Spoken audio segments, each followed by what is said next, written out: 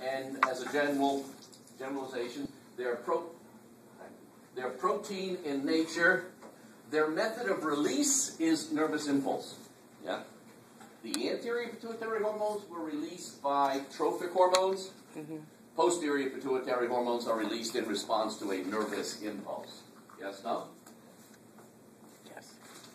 And the two posterior pituitary hormones, did we do them? Yes.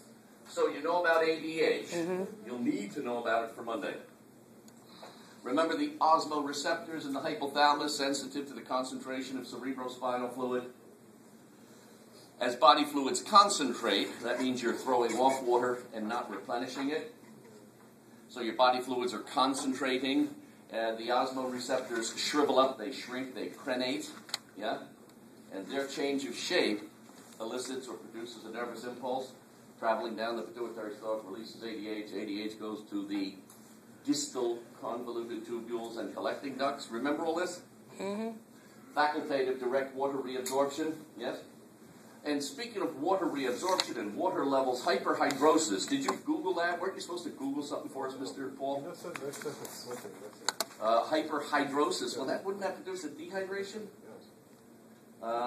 I thought you were telling me it meant inclusion, retention of water. No. I was asking how does the ADH relate to it, because I know the ADH Oh, if you're perspiring profusely, your ADH levels will be up to counteract that. So will your aldosterone levels, because your sodium levels are going to be concentrating in the urine. At any rate. Okay. And then oxytocin, labor contractions, myoepithelial lactiferous duct contractions. Did we do that? Yes. Okay. Did we do the thyroid gland? Yes. Oh, where are we? Calcitonin. Oh, all right. See, now, if you just asked. Yeah, you're right. You're right. You sound like you say that a lot. Now, if you just asked. Thyroid gland, two hormones. One is the metabolic-related hormone thyroxine and its close relative T3. Mm-hmm. We know about cretinism. Mm-hmm. We know about myxedema and exophthalmia. Mm-hmm. Okay. The other hormone released from the thyroid gland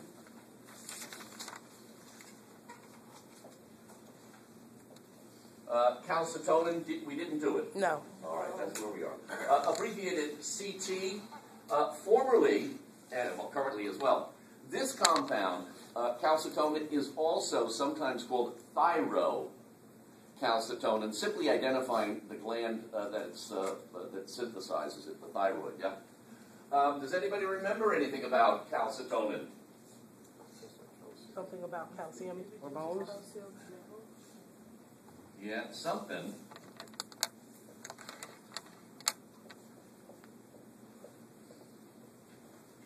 Did y'all talk about the enzyme alkaline phosphatase? Did y'all talk about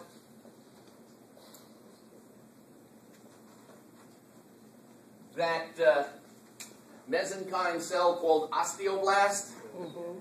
Last semester, wasn't the osteoblast the cell that pulled calcium out of the bloodstream? And once it absorbed the calcium, the cell then combined it with the phosphate, which was intracellularly contained within the osteoblast. And the osteoblast synthesized calcium phosphate, salts, which it then deposited extracellularly as the bony, rigid matrix of bone. Mm-hmm. Yes, no? Yep. So the osteoblasts make bone. They make bone because an enzyme they contain, known as alkaline phosphatase,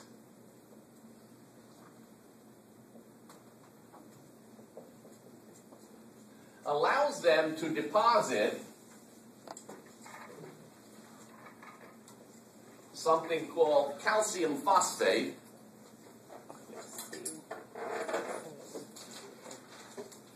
Below the black line. You too, below the black line. That's, Professor. No, you did not. Professor, Yes? that's CA3PO4. Yeah, calcium 2. phosphate. Okay.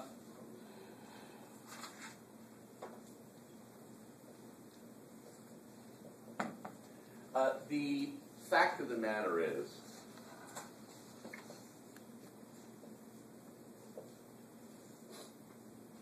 the inorganic matrix of bone, the thing that makes bone so hard, is that calcium phosphate stuff, yes?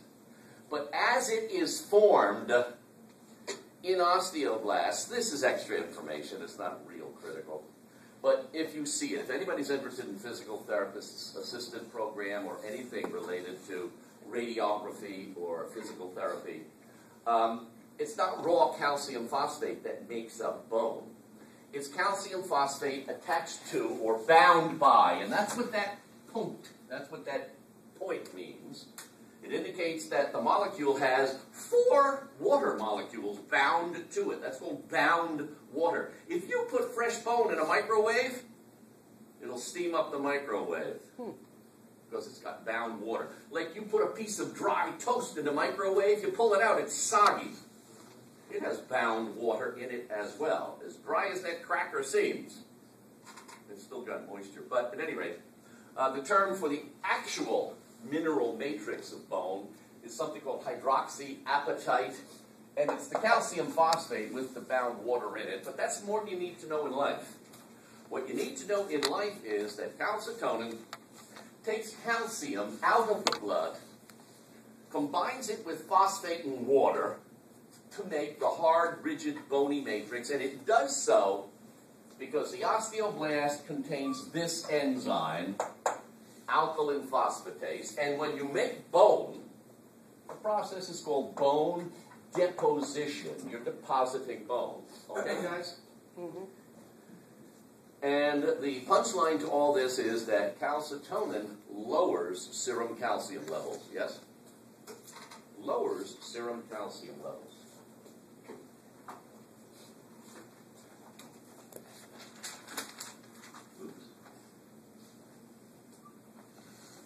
And you remember that's what your thyroid gland looked like, sort of.